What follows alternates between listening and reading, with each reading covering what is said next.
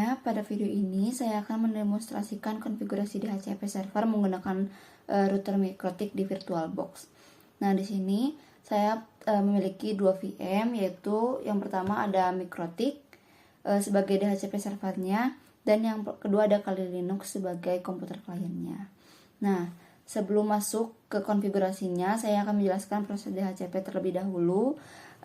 DHCP ini bekerja melalui 4 tahap, yaitu DORA. Nah, DORA ini yang pertama ada D, yaitu Discover. Saat komputer klien pertama kali terhubung ke jaringan dan belum memiliki IP, klien akan mengirimkan pesan broadcast ke seluruh jaringan. Nah, pesan ini seperti klien yang berteriak meminta DHCP server ke jaringan ini. Nah, yang kedua itu ada Over, yaitu MikroTik sebagai DHCP server mendengar broadcast tadi dan merespon dengan menawarkan sebuah IP address kepada klien. Yang ketiga ada Request, klien menerima tawaran tersebut dan mengirim pesan kembali ke server. Yang keempat dan yang terakhir itu ada ACK, yaitu MikroTik mengkonfirmasi permintaan klien dan setelah ini klien itu resmi menggunakan IP tersebut. Nah, yang selanjutnya saya akan menjelaskan tentang IP pool. IP pool ini adalah kumpulan atau range IP address yang disiapkan oleh DHCP server untuk dibagikan ke klien. Nah, pada praktikum saya kali ini, saya membuat pool dengan range 192.168.14.100. Nah, 14 ini adalah 2 digit terakhir dari NIM saya.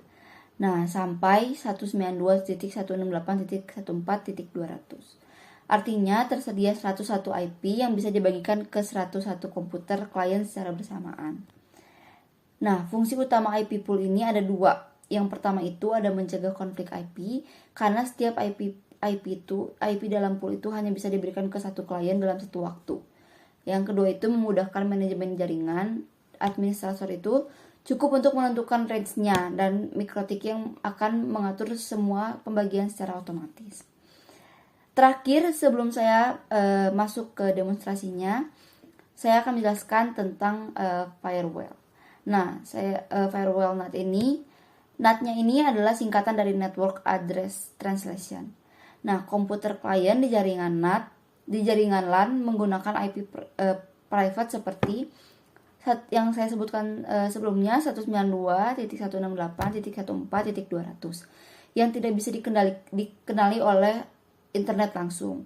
Nah, firewall NAT ini dengan actionnya bertugas untuk menerjemahkan IP private tersebut menjadi IP public milik Ether 1 MikroTik saat paket data keluar ke internet. Nah, tanpa NAT ini, klien bisa mendapat IP dari DHCP tapi tidak bisa akses internet secara sama sekali. Oke, selanjutnya saya akan langsung masuk ke demonstrasinya. Yang pertama, saya akan membuka Winbox-nya. IP address di sini terlihat ada beberapa interface-nya. Nah, yang Ether 2 yang 192.168.14.50 ini sebagai gateway LAN. Dan yang Ether 1 dengan IP 10.0.2.15/24 ini yang didapat dinamis secara jalur internet. Lalu kita ke IP pool. Nah, di sini terlihat poolnya itu bernama pool lab. Saya bikin namanya pool lab dengan range 192.168.14.100 sampai 192.168.14.200. Maka di sini totalnya tuh ada 101 IP tersedia. Lalu kita ke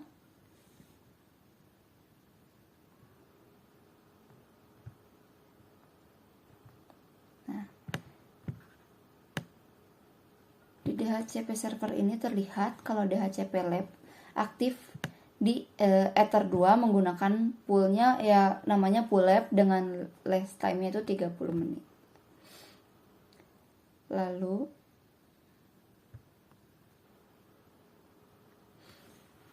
oke.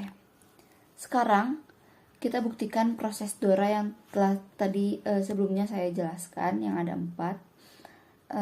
Kita sekarang buka VM kalinya sebagai komputer klien yang tadi saya sebutkan.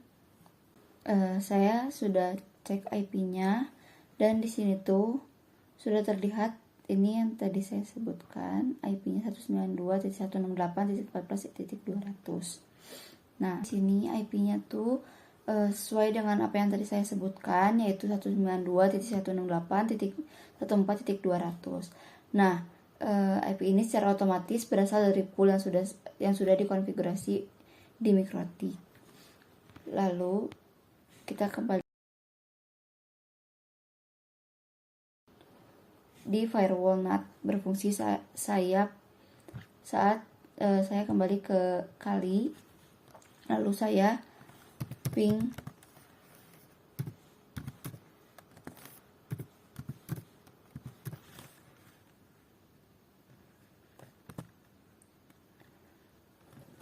Nah, terlihat reply dari Google DNS 8.8.8.8 membuktikan NAT-nya Mas Gueret berhasil meneruskan traffic dari IP private ke internet melalui MikroTik.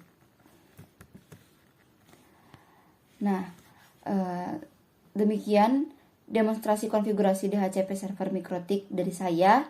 Telah terbukti bahwa proses DORA berjalan dengan baik. IP pool berhasil mencegah konflik IP dengan membagikan alamat secara otomatis, dan firewall NAT-nya juga memungkinkan seluruh klien mengakses internet. Terima kasih.